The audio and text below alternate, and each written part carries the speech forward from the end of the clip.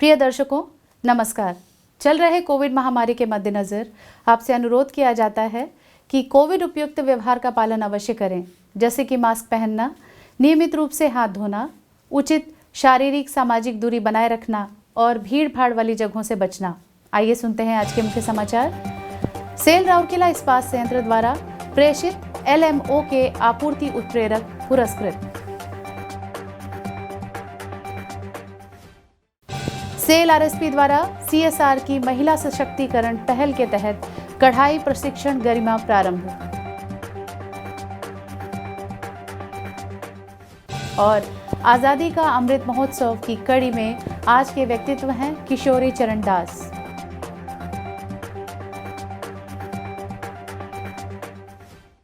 अब समाचार विस्तार से।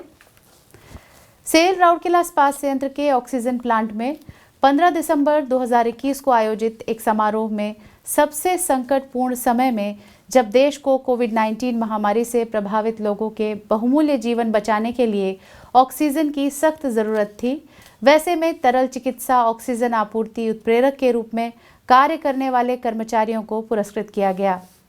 कार्यपालक निदेशक वर्क्स श्री SR सूर्यवंशी ने RSP के विपणन, कार्मिक सामान्य प्रशासन, उत्पादन, योजना और नियंत्रण, कंप्यूटर एवं सूचना प्रौद्योगिकी और जनसंपर्क विभाग के अधिकारियों सहित 32 कर्मचारियों को कोविड-19 महामारी के दौरान LMO और सिलेंडर की निरंतर आपूर्ति की दिशा में महत्वपूर्ण और सराहनीय योगदान के लिए प्रशस्ति पत्र और प्रतीक उपहार प्रदान किए।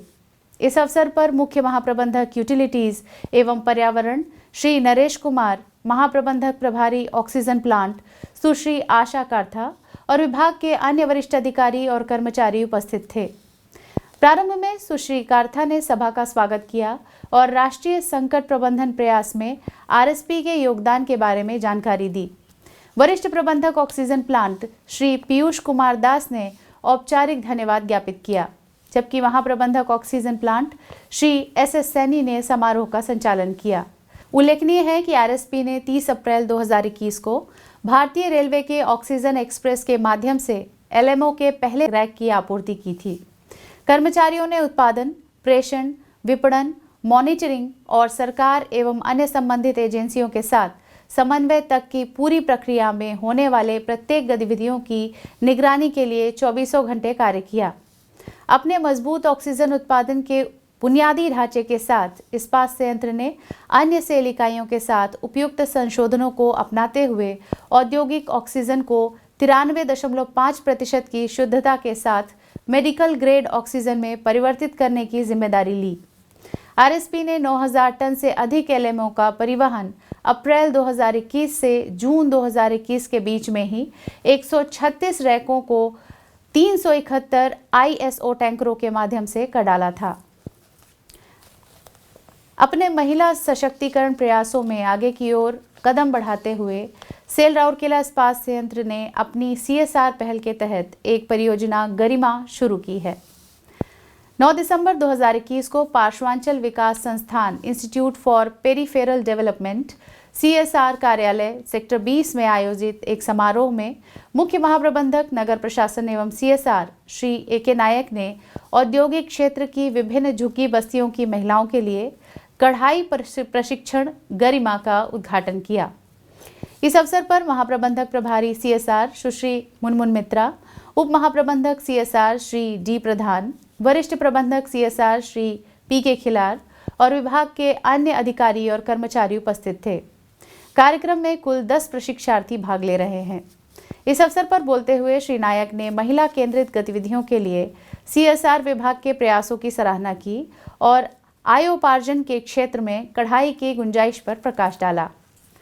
2 महीने के प्रशिक्षण कार्यक्रम का उद्देश्य 10 महिलाओं को टिकाऊ आजीविका के लिए प्रशिक्षण देना, प्रशिक्षकों के प्रशिक्षण के लिए एक केंद्र बनाना और आगे लंबे अंतराल में सहकारी योजनाओं तक पहुंचने और विपणन संभावनाओं को बढ़ाने के लिए सरकारी एजेंसियों के साथ संबंधों को मजबूत बनाना है।